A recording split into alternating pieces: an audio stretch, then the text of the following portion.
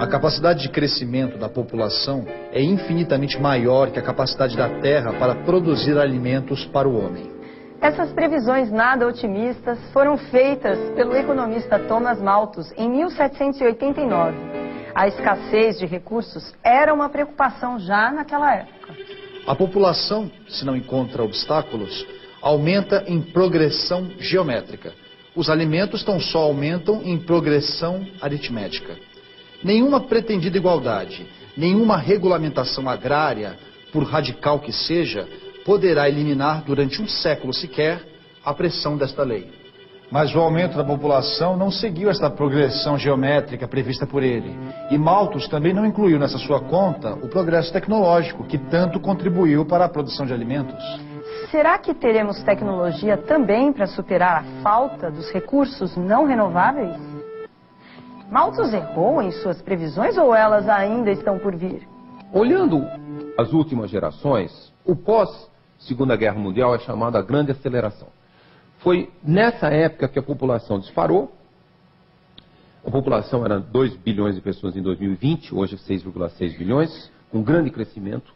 E tudo a partir da grande aceleração após a Segunda Guerra Mundial tem uma forma exponencial. O crescimento é exponencial, tudo que a gente possa imaginar. O uso de recursos naturais, o uso de energia, o PIB global e as consequências também, desastres naturais, redução de espécies, diminuição das florestas.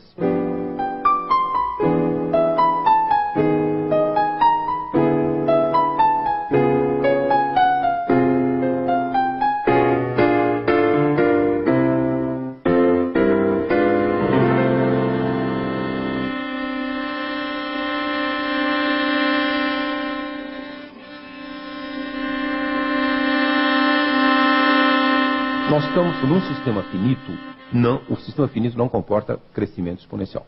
Em algum momento, essa curva exponencial iria, ou assintoticamente, chegar no equilíbrio, se nós conseguirmos saber qual é esse equilíbrio, ou haveria algum colapso. É assim que um sistema, quando ele atinge um limite, ele funciona na natureza.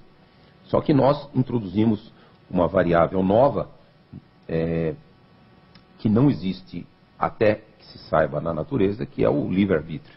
Nós podemos, de certo modo, escolher, ou até grande parte nós podemos escolher os caminhos. Esse momento é um momento de uma encruzilhada, porque todos os sinais, e a crise climática é um grande sinal, de que nós já atingimos esse ponto. Nós já atingimos esse ponto do crescimento exponencial, que não dá para crescer mais, porque nós corremos um risco de um colapso. Em outras palavras, essa que é o déficit ecológico. Nós estamos retirando recursos naturais numa taxa muito alta que não tem sustentação a longo prazo. E esse longo prazo agora se estreitou. Podem ser poucas décadas. O filme Wall-E antecipa um futuro em que o planeta se torna inabitável para os humanos. Enquanto a humanidade está exilada no espaço, robôs trabalham para despoluir a Terra, que virou um imenso ferro velho, um grande depósito de lixo, de tudo que produzimos e consumimos.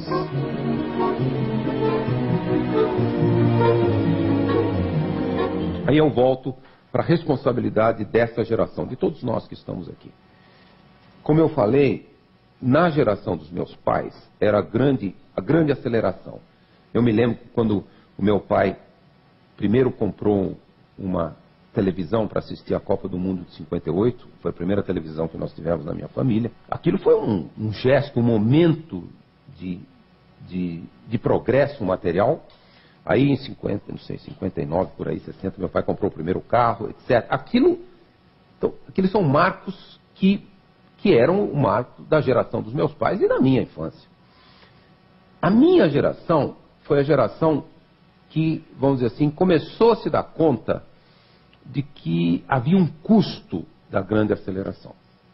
Eu, quando estava fazendo meus estudos de doutorado nos Estados Unidos, no final dos anos 70, foi quando se começou. 79 foi o ano que a Academia de Ciências dos Estados Unidos fez um primeiro estudo e mostrou, naquela época ainda com muito debate, muitos céticos, que aquecimento global era muito sério. Hoje, ninguém A ciência demonstra claramente o que está acontecendo, o aquecimento é inequívoco, os riscos são muito grandes. Mas a minha geração está, vamos dizer assim, talvez pessoas muito na faixa 50, 40, 60 anos de idade, hoje são os principais tomadores de decisão. Essa geração não está realmente fazendo muito para atacar ou reduzir o risco futuro. Já não dá mais para eliminar o risco totalmente. O peso que a minha geração está deixando para a próxima é gigantesco. É gigantesco. É o peso de receber um mundo em que nós estamos indo na trajetória completamente oposta do que seria o que o bom senso determinaria. A minha geração descobriu, mostrou, levantou a bola e não está conseguindo fazer nada realmente efetivo. Então a próxima geração recebe um mundo em que ela precisa alterar rapidamente essa trajetória. Ela precisa rapidamente continuar tratando as questões de desenvolvimento humano básicos desse mundo iníquo e injusto, e ao mesmo tempo que ela reduza a pressão que nós exercemos globalmente sobre o meio ambiente, e especificamente, principalmente na questão das mudanças climáticas. É um enorme desafio. Como é que um pai de família pode falar desse assunto todo que a gente falou aqui hoje à noite para uma criança de poucos anos? É muito difícil imaginar, achar o balanço de sustentabilidade ambiental e crescimento.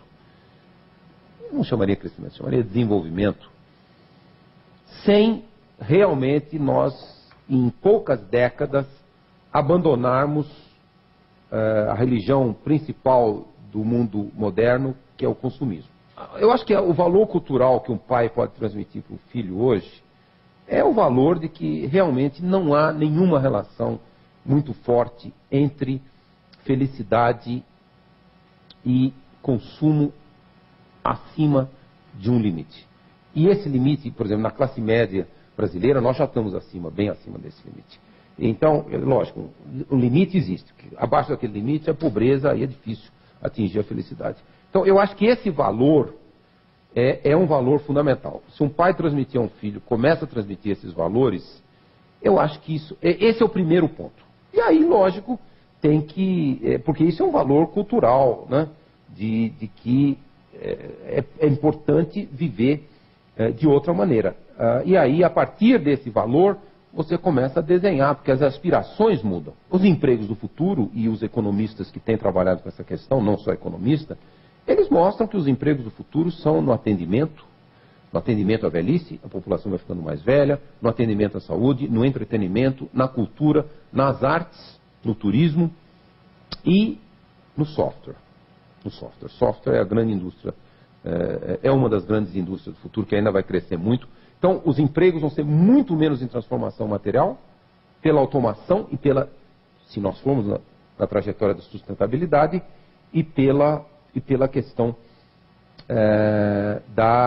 de fato, nós temos que consumir menos per capita. Os demógrafos estimam que a população estabilizará, meados do século, 9 bilhões. É possível manter 9 bilhões de pessoas utilizando recursos naturais, energia, alimentos, por exemplo, como a média da classe média brasileira? Tudo leva a crer que não. Tudo leva a crer que não, até pelo lado da crise climática. Né? Se nós quisermos que 9 bilhões de pessoas tenham consumo de proteína animal, proteína vegetal, energia, outros alimentos e materiais, roupas, fibras, tudo que nos dá uma condição e uma qualidade de vida inigualável na civilização, as contas não fecham. Então, como resolver? Isso é o grande dilema e o que talvez possa nos trazer uma enorme angústia existencial.